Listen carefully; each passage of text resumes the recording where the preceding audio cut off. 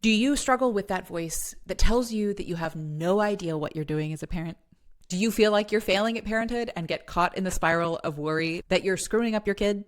First of all, hi, my name is Ellen, and I feel like an imposter too.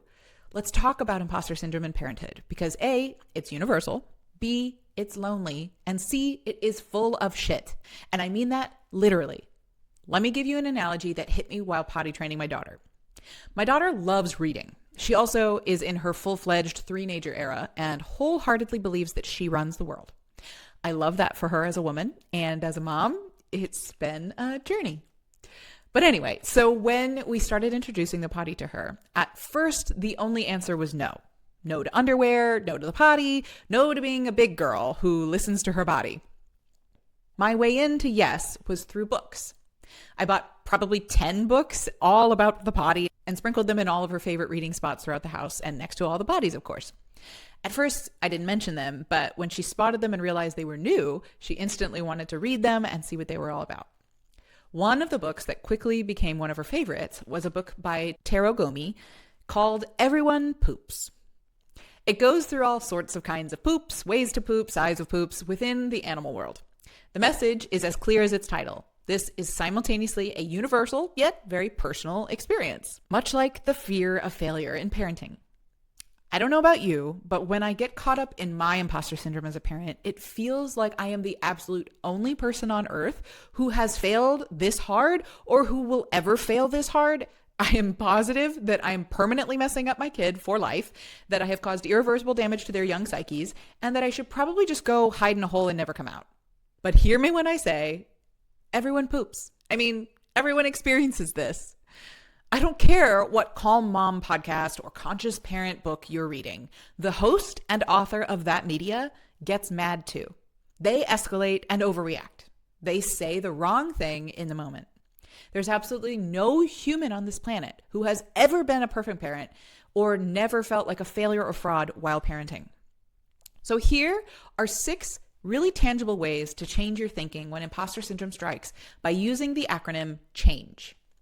C stands for calibrate your definition of failure. Ask yourself, is feedback really a sign of failure? Is being imperfect really a failure? Identify what actual failure looks like so you can set a boundary for yourself and be done with it. H stands for hire a coach or a therapist. I find when I'm escalating faster and more frequently, it's time for me to call upon my trusted professional. The more tools I can attain to build resiliency and self-regulation, the more capable and prepared I will feel the next time I face my imposter voice. A stands for acknowledge. Acknowledge yourself and your co-parent through positive self-talk. I am proud of myself for not taking her bait today and staying grounded. I'm proud of you for taking that breather when you needed it. I'm proud of us for reinforcing our family values today when we talked with the kids after that meltdown. N is name that fear. I'm afraid that I'll disappoint them, but I trust myself. I'm afraid of hurting them, but I know that perfection is not possible, and I accept that I am doing the very best I can and have all the tools I need to repair the next time I mess up.